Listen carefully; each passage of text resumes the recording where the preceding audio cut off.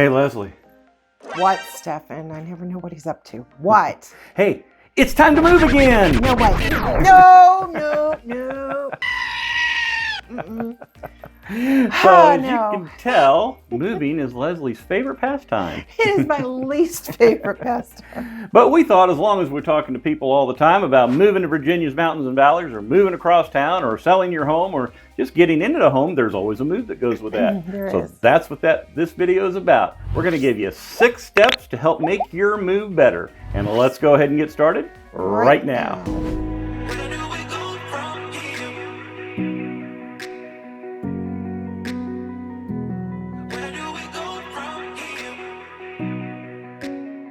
If this is the first time to our channel and you want to know everything there is to know about living, eating, sleeping, playing here in Shenandoah Valley, I want you to click that subscribe button and hit that notification bell so that you will be the first to be notified about all the things that we talk about on this channel. My name is Stefan. And I'm Leslie. And as realtors, we get phone calls and emails every day from folks just like you who are looking to sell their home or to purchase a home here in Virginia's mountains and valleys. And as real estate agents, we absolutely love to help those folks when they call. So whether you're looking to make a move in 9 days or 90, just pick up the phone, give us a call, shoot us a text, send us an email.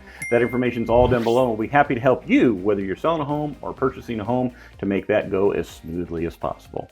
Now, but before we do that, we've got to have a move, right? But we have a little bit of experience with moving, right? We have made the move so many, and I'm going to apologize for my voice. I'm getting over some crud, so I apologize for this. But yeah, we've moved how many times? We have moved, I counted them up the other day, we have moved 11 times in all the years that we've been married, okay? Like 150 years. So, but that being said, okay.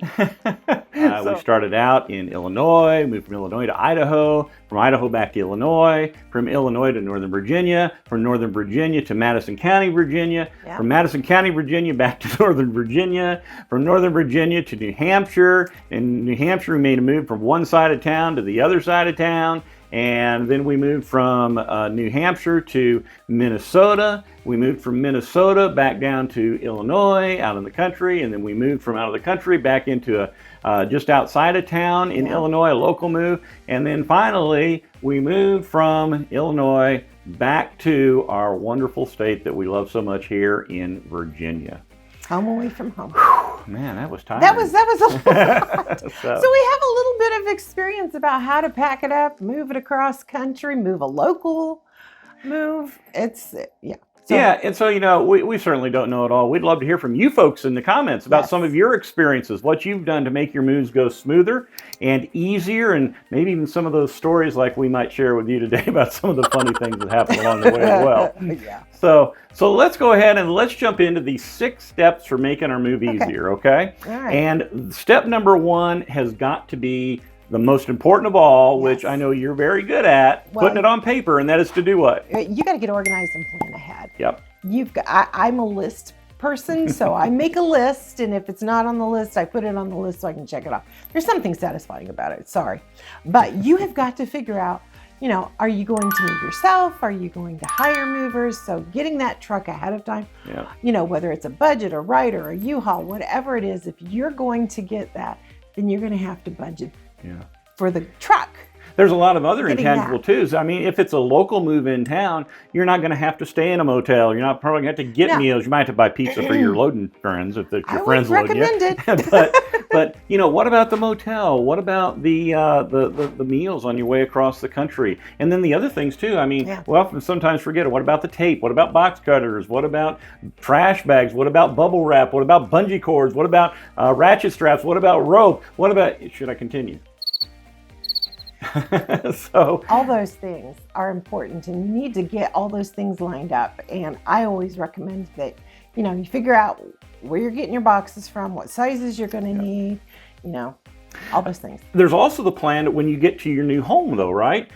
are the utilities going to be turned on when you get there? Okay, so that's really important. I have a lot of buyers who forget about turning those utilities on, and they're wondering why they don't have electricity and water when they move in. Yeah. So get them turned on before you move in.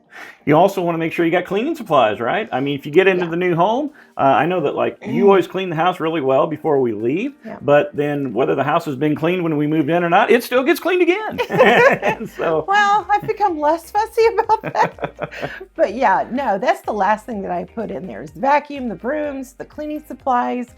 I'm also planning ahead when it comes to bedding, because when we unpack, I want to know that we've got some place to fall asleep. So a toolbox, you know, that has all the screwdrivers and the ratchets that are needed to put those things together, the beds together when you're on the other moving in, so that you can get a good night's rest. Yeah, you're getting a little ahead, but we'll get there, okay? And you are correct, though, but the other thing is, too, like, you know, when you move into a house, are you going to have it rekeyed? That's kind of always recommended, especially if you don't know the buyers, to do that. But then there's also things about, what about your phone numbers and important documents like your realtor's phone number, the closing company information, utilities company, all those types of things are things you should definitely plan ahead for. Yep. All right, so part of that planning as well, you need to think about the method of moving that you're going to have. I think everybody pretty much thinks about this, okay? Yeah, I mean, today you're either going to probably use like a do-it-yourself mover, like a U-Haul, a Penske, a rental, a Ryder, or Budget, something like that, or you're going to use you're going to hire a company. Hire a company, professional movers to move your stuff. Or there's another way that's become kind of popular in the last 10 to 20 years. And we used it in the we did here. And that's Pods, or a similar company like Mobile Pods. storage units. Yeah, and so let's talk about Pods. There's definitely some pros to it, and you were one because I was working across the country. I'd already moved to where our job was, and I knew we were on a time crunch, so I thought, okay, while he's in training for the job, I was going to get a lot of stuff packed up. So we did get the largest pod that you could get, and got it dropped in our driveway. That was pretty cool to watch all that go down. And then I had friends come over after I had a bunch of boxes and everything put into the family room, pulling it out. And we have a couple of friends who are engineers. So they had the tape measures going on and figuring out where everything was going to go inside there. And they packed. We all packed it together, and we rolled that garage door down, and it sat in our driveway until we asked for them to pick it up and move it here. And I got to say, I was very appreciative of the fact that I didn't have to load the couches and all the heavy furniture as well. And so this time around, but like I say, that was really nice. You get the door-to-door delivery. You also don't have to drive across the country. There was a couple negatives, I would say. I think, first of all, I was a little surprised the pod wasn't as big as I thought it was going to be. I thought it would hold more, and while we got all of our major furniture in there and stuff, we still had a lot of other stuff that we had to put in the rental truck. That door that rolls up takes up some space. Takes up some space on top. You can't put it all the way to the ceiling. Yeah. And so I think that was one of the things. The other thing, too, is, of course, if you keep it on your driveway longer, you're going to pay more. Of course, you do that for a rental truck anyway, too. But then the other thing is you want to make sure if you live in a rural area that they actually deliver to that rural area. Okay, so that is a whole other story. We were planning on moving someplace else than where we ended up. And they were able to drop that pod in the driveway of the other location. And we didn't think about updating them and asking them if they were able to drop it where we live now. And it was about 10, 15 miles outside of the radius. Yeah. And so we had to do some negotiating with them to get them to come here. But we offered to pay them more money. Yep. They were okay with that, to drop it in our driveway where we are. And we were very happy to have our stuff. Yes, and we were happy to pay the little extra. Like I said, just make sure that wherever you're living, they do have service into that area. Yes. So another thing that I would say also, when we're looking at moving, we talked about the do-it-yourself. And boy, that's probably the king of what we've done over the years. That is the majority. Whether it's U-Haul, Penske, whatever company you're using, you want to make sure you plan ahead and get the truck reserved early, because you might get there and you might say, oh, we don't have any trucks, sir. And then you're having to travel further away to find a truck. So the other thing I would say about that, one of the things that might help you out a little bit is we've kind of found, it's not always the case, but we've kind of found that sometimes the larger places have better deals than like a smaller rental type place like that. Not all U-Haul, Penske, and Ryder places have the same prices. That is correct, depending on where the vehicles are in the country and how they need to move them and where the spots they need to get them to are. So, but like I say, you may have to travel a few extra miles to maybe go to one of those major locations, or if you get something in your backyard, great, you know. But like I say, consider that may help you in your move to save a few bucks. And we've already talked about equipment and supplies. And I mean, when you think about it, I mean, a lot of times, one of the most common thing that's forgotten is the hand truck or the dolly to get stuff into your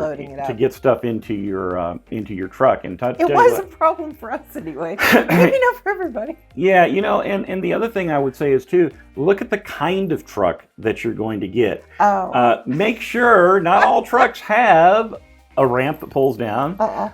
And so make sure it has a ramp, otherwise you're going to kill yourself. And the other thing is make sure that maybe you want to even consider a truck with a lift gate, because you know, after getting a riding lawnmower up a ramp, it doesn't fit too well. So that and also pushing pianos up the ramp, upright pianos, I mean, it can be kind of tedious, and you need more than one or two people helping you to make sure it doesn't fall off onto the ground. So you know, like I say, most rental trucks do have ramps, you know, but you may want to consider getting a lift gate too if you have a lot of the larger possessions.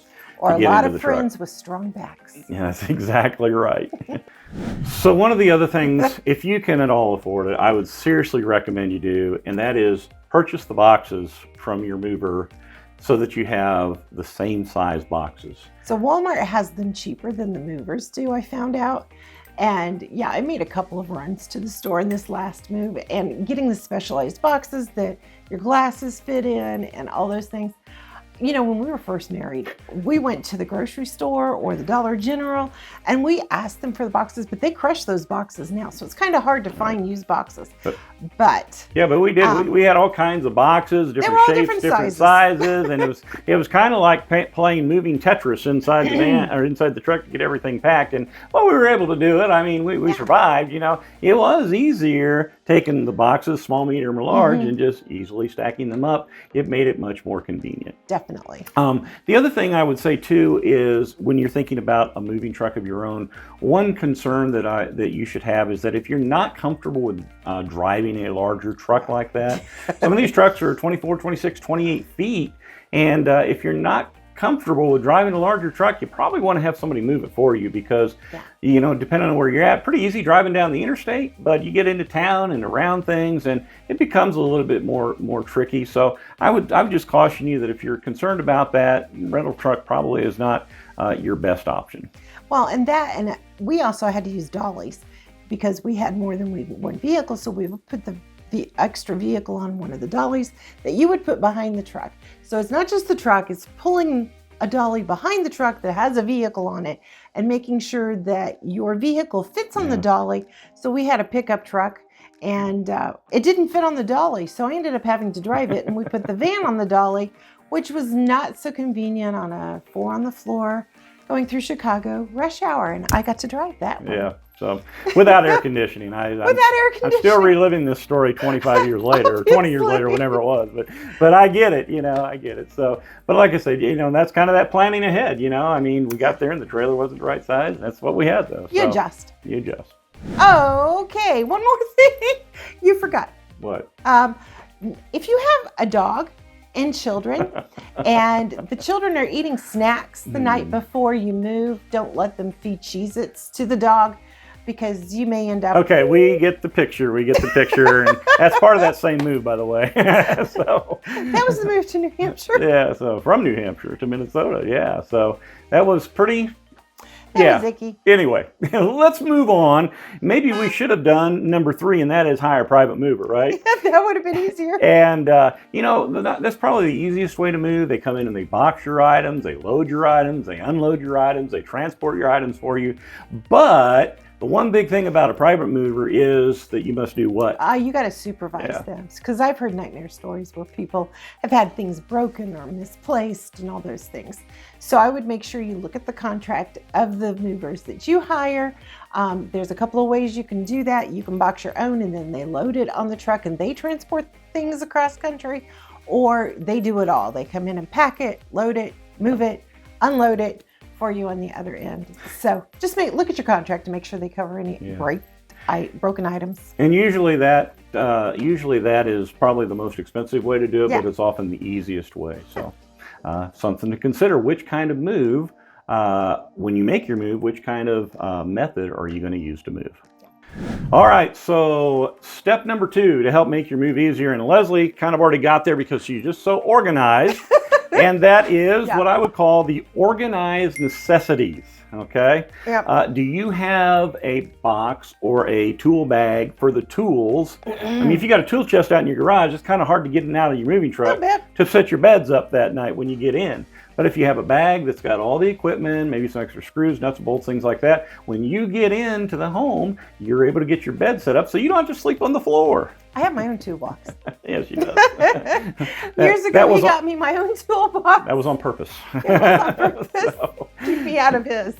That's right. That's right. So, but like I say, you know, the other thing is, what about paperwork and documents that you're going to need when you get there? You want to have those separate. You don't want to have them packed in a drawer somewhere, or you don't want to have them packed in a box somewhere. So make those. Most people put them in a fireproof safe, and making sure that that's easily accessible for all those items that you're going to need. Yep. Now, and the thing about it is, those bags can be purchased like just a bag, pretty inexpensively. That's right.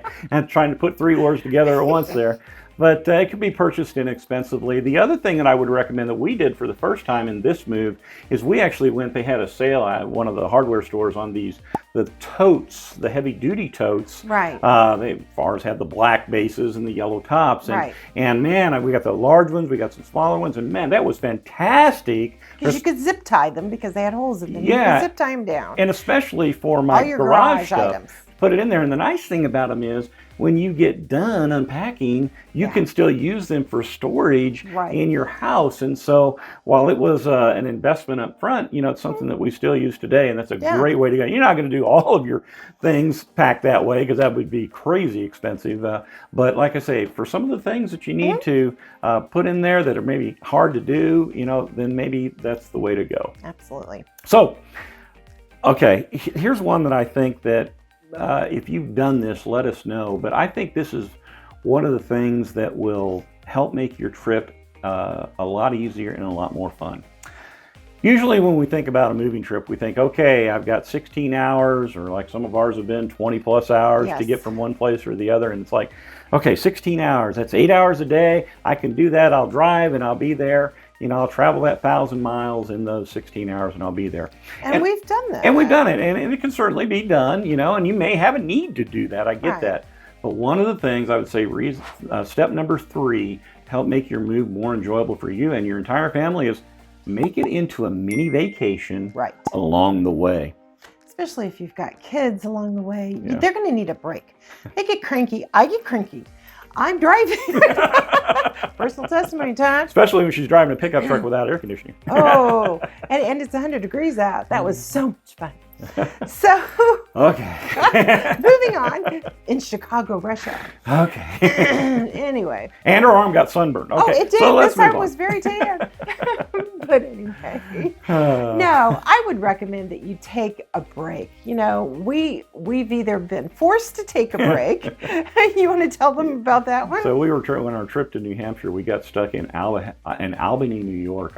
Our vehicle, our moving truck, we were going up this hill, and I felt it kind of get clutch slipping. Well, the clutch went all the way out, and I won't tell you which moving company it was, but we definitely had to haul a lot of things around.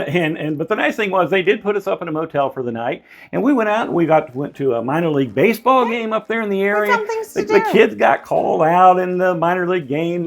They were moving to New Hampshire, and they got in a fun thing that they do at those games, things like that. So it was just really fun, and it was really memorable, and it breaks it up. I mean, if you're only traveling 4 to 6 hours a day instead of 8 to 10 hours a day, and you stop and you do something along the way, it just makes it more fun. It takes the stress out. And here's the other thing too: you're moving from a place where you know everybody to a place where maybe you don't know everybody, and things are going to be new. So what a great thing to do together as a family to kind of make that into a fun time when you're doing your move. Absolutely.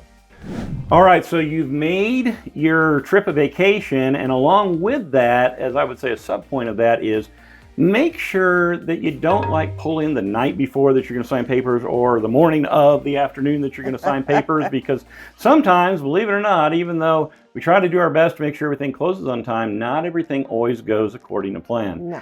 Leslie, have you ever had anybody in one of the houses that you sold that they have not been out on time, or one of the homes that you bought where the current owner doesn't get out on time?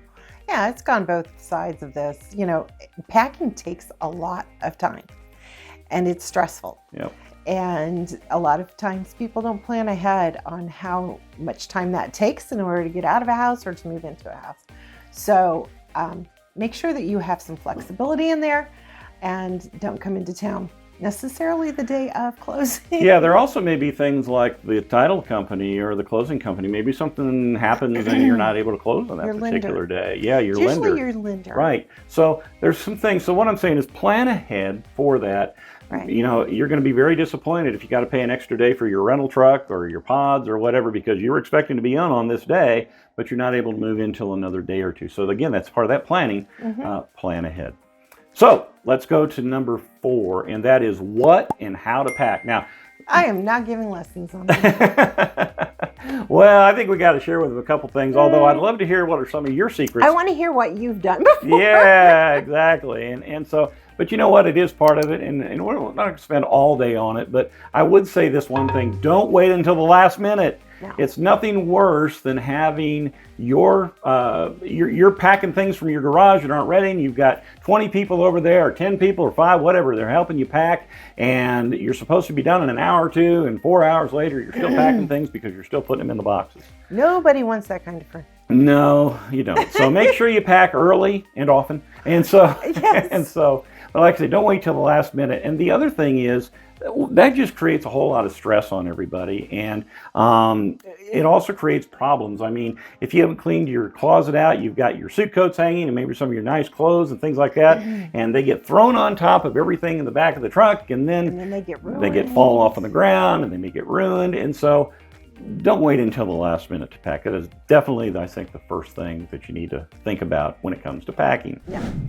All right, so the next thing in the whole packing scenario is to lighten the load. So Mr. Man here is a pack rat.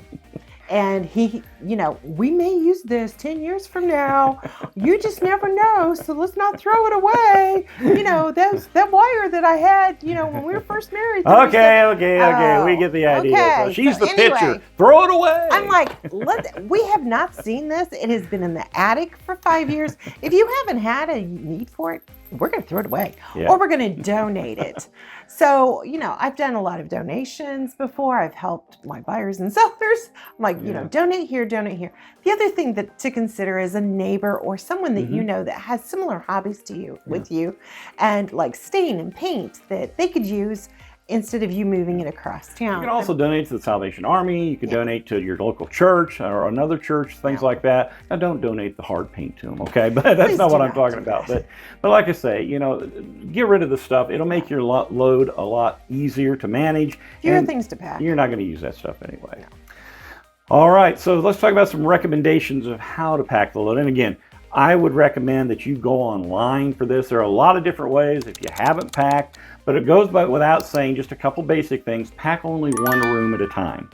And when you pack that room, you want to label the box what room it is, but also... That is something that I have learned over the years. Used to just put living room or kitchen on the box. And then I'm like, what's inside that box that's labeled kitchen? Is it something, you know, I need to make spaghetti tonight for the kids. They're hungry. We just unloaded the things. Where's the pots and pans for the spaghetti? That actually happened when we moved to Idaho. And all I had was a cast iron skillet. I didn't have a pot to cook the spaghetti in. And some friends then let us have theirs, and I still have them. So anyway. You stole them. I didn't. They gave them to me. So anyway, so yes, you know, and the other thing is the way that put the labels of the things that are inside the boxes, though. Yes, it's not everything, but just some of the basic things in there. Exactly. And the other thing is to pack the boxes, you know, so they're not terribly heavy.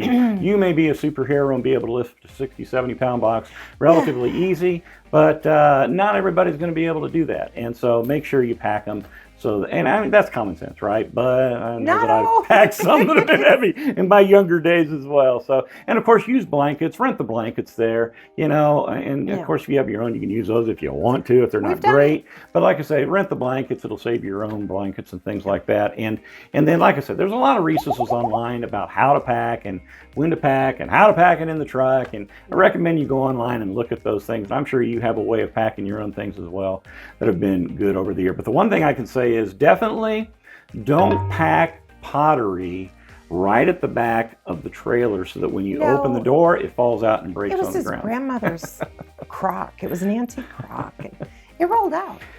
Broke. Yeah. I sat on the curb and cried. It was over. I'm beginning to wonder if we should have done this video. I'm going to relive my past, and it's going to be a rough day today. So another thing about packing, and you may agree or disagree with me, but I think it's important to have your kids help you pack. Now, I understand that depends upon how old the children are, right? I mean, an 18-year-old, well, maybe, is going to help you out more than a 5-year-old. But like I say, even with like a younger child, have them pack a couple boxes in the room. It makes them part of that process. Part of the process. And supervise them, of course. They're not going to put a bowling ball in with their little computer games that they have.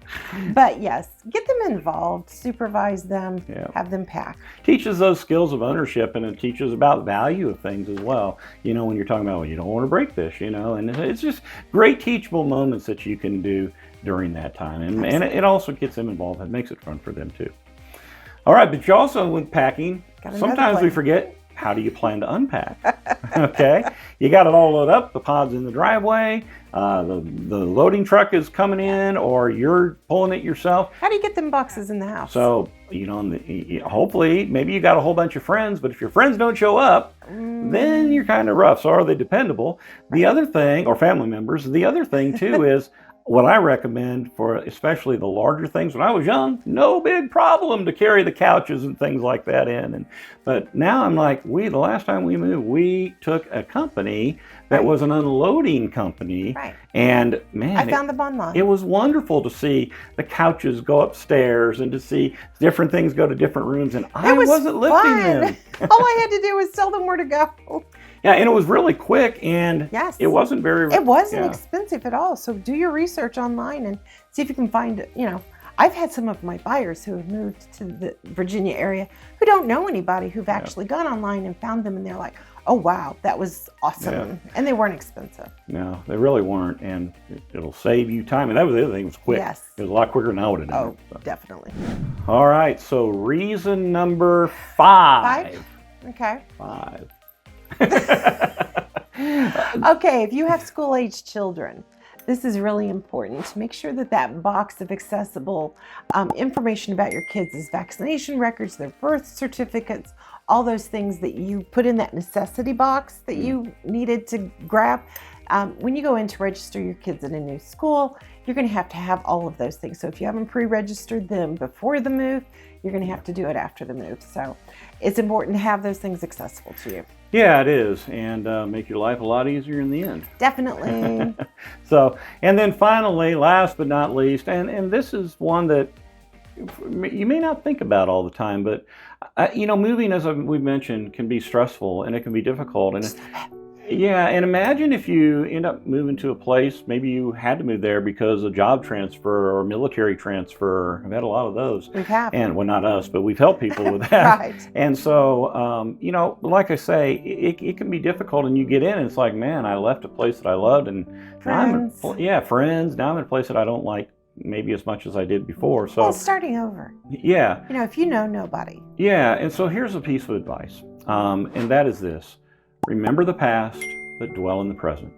The memories that you created in the past are important memories, and hopefully most of them are good memories, and you want to remember those and be thankful for those memories that you had, but not to dwell on that, but focus on the memories that you're going to make here and in this new place. And in order to do that, I would encourage you to go, and once you get moved in and maybe even get settled in a little bit, go and look for adventures and things to do, especially if you have a family. Get plugged in. Yeah. I mean, there's churches, there's community school organizations, activities, community organizations, and community activities. Yeah. If your kids are in sports, get involved in those things and involved in those things at the school if you can. Yeah. So plug into the community that you're moving into. The key is to try to focus on the positives, and Absolutely. rather than saying, well, I had it better back when, think about what I can create, the memory I can create now, and what I could make now. And hopefully that'll help you if you've moved to a place that maybe it's not your favorite place, but maybe it can become a place that you'll end up enjoying and having lots of good memories as well. All right, Leslie, so you ready to move again? No. No. But I'm happy to help others move. That's right. That's right. So, and like I say, this is hopefully, I believe, going to be the last place that we hopefully ever live in. We love our mountains and valleys here in Virginia. This is truly, it was our home in the past, and it's truly our home now, and always That's why we're back. Really always has been our home here, where all our children were born, and we love the state of Virginia, and we love its mountains and valleys. And so if you're moving, look us up, give us a call, shoot us a text, send us an email. We'll be happy to help you. And I'm not saying we're going to load your stuff moving, but we'll be happy to help you find a home. We can point you in the right direction to find people.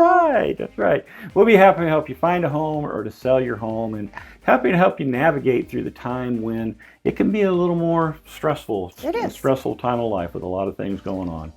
But like I say, here from Virginia's beautiful mountains and valleys, until next time, we will see you around town.